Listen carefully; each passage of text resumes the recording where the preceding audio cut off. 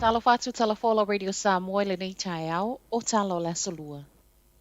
O le ai ai si aki wha au popo e tau fio fiai, le o pei meni i tangata kiwi e le o toi no nofo i nei. Ai ele i toi sau le cost of living pay meni le aso tofi nei. O le ulwai pei meni na sau le amatanga o kuso lea e le o mawhai ona wha amauti no mai le taimi nei e le malo, pe fia a toa le tupe na alu i tangata, le anga waa. Ona o leo wana nofo i atunu i fafo, wha apei manisi wa mali liu. I reporte fa apetu sa male luas fultasi afe tangata sa le tatau ona o lātou mawaina.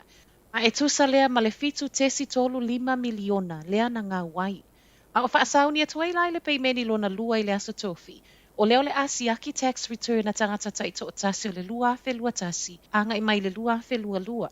O i lātou fo i o loo tutongi student loans o leo le asiaki po o se tangata ua nofo i atunu i fafo. A to ai masiaki o tuatu si IP o loo tatala mai ai accounts ai a. A e wa wha amautu i fafo. E se mai i leo le asiaki fo i totongi i totono le lua masina walu ma o loo maua mai ngā luenga i totono New Zealand. A to ai ma le whai o siaki o tuatu si o loo wha o ngai accounts mai IR i totono le atunu.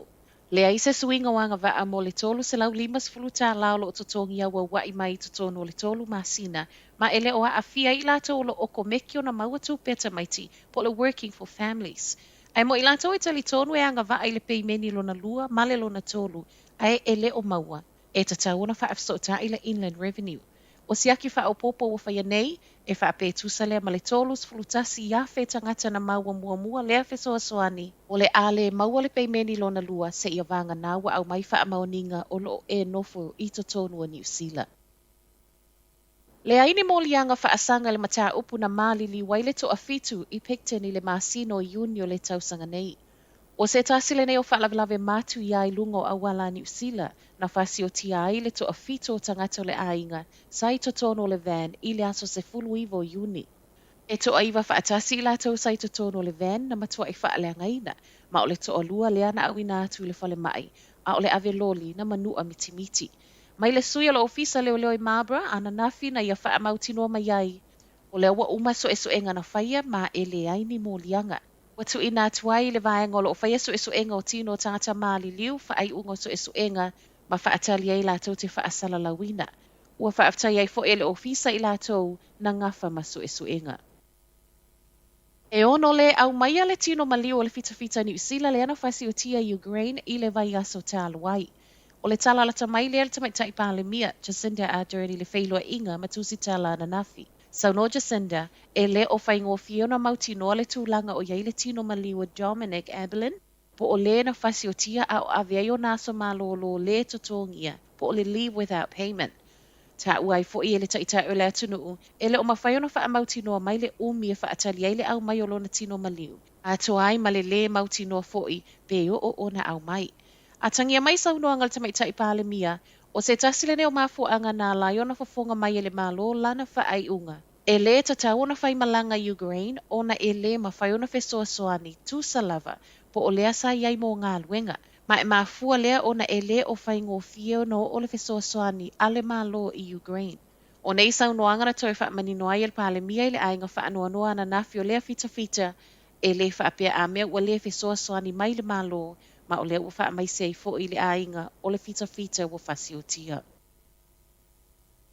Ti lia ma le afa miliona lea ua suwai i le pūlenga le Purex ana tangata whai ngā luenga na te te. O tangata whai ngā luenga ne le ST o lo i lalo le Pulp and Paper Workers Union. E le ngata ua tolu vai aso e le totongia. A o lea ua toi sua le kavupani ma fua ona na vave a mata le te e mai le taimi na whaasala lau e whai ai. Ma ua soli ai ma lienga ma ngā wai le pisinisi. O le te e tangata whai ngā luenga o lo i lalo lea uni, ua ma fua ono lo o lato fina wina le si o totongi ina ia tutusa. Ma le alu i lungo le tau ngata o le soifuanga. Ai mai le uni o lo ia tu o ia le ST, o lo tau mawhai e unai, le 5 se lau lua afe, valo se lau 5 lua tā la o tupe ngā o le pisinisi. E totongi le onos fitu tangata whai ngā luenga ma le tala, o lato e tatau ona totongia. Ma ua whaalia i le uni e le whai ngō fia i tangata whai ngā luenga a fia le tala ua sau. E whai o le whai tau vai aso o le ini totongi, a o le o toi ave le tū la fono. Fōlinga mai e le vave maua se file e mu i le vang le ST ma le uni, o lo tu mo tata ngā lulue e le o wha amalieina. Matala muli, o le tau ne watu uai e le vaenga le amia ni usila le atunuu ai o e fesoa soane i le amia a Ukraine. O le aule nei se laulua se fulu sui wo e wha amautui Peritania, a wato le ninga. O wa le Minister o le Defense pe eni e nare le nofuanga o tu o le amia ni usila i whenua pai au kilani. Mana ia wha malosi ai le au malanga ai maise o le uo i le teimi wa sa waitala o le fasi o tio se tasi o fita fita ni usila. Na toi wha manino mai ai fo e le sui o le ami i le tau nei.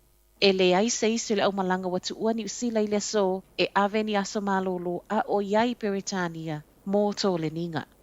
Talanala Radio Samoa, Manuel Taiao. Fai mea